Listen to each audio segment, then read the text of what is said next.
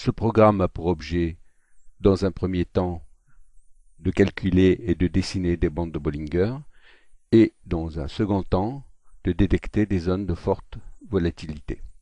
Voici le programme. Tout d'abord, le nom du programme, qui est précédé par le mot-clé express.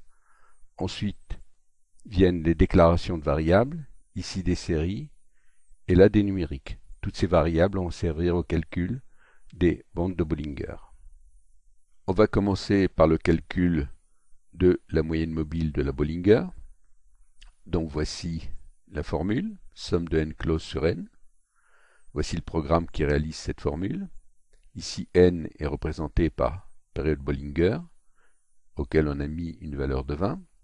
On somme donc tous les closes sur une période de 20. Le résultat est divisé par période Bollinger. Close ici est tout simplement la valeur de clôture de la bougie. Nous allons calculer maintenant l'écart type qui va nous servir à construire la Bollinger. Voici la formule. En programme, cela donne close moins moyenne mobile, ici. On met le résultat à la puissance 2 par cette instruction. Et on vient sommer ce différentiel grâce à cette boucle for qui va de 0 à 20 moins 1. Et on vient sommer les différentiels des 20 dernières bougies. Le résultat est divisé par période Bollinger.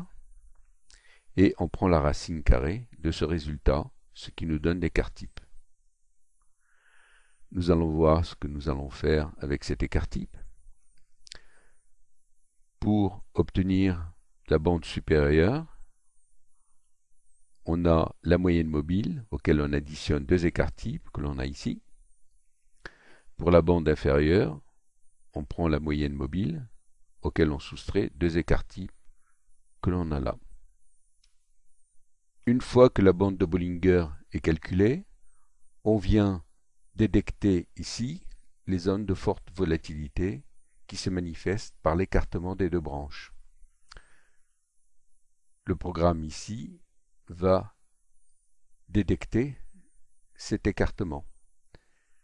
Là, la bande du bas est baissière parce qu'à T0, elle est inférieure à T-1. Ici, la bande supérieure est haussière puisqu'à T0, elle est supérieure à T-1. Si ces deux conditions sont remplies, on vient mettre dans ces variables la valeur des deux bandes. Ici, on dessine la bande supérieure, sa couleur et son épaisseur de trait.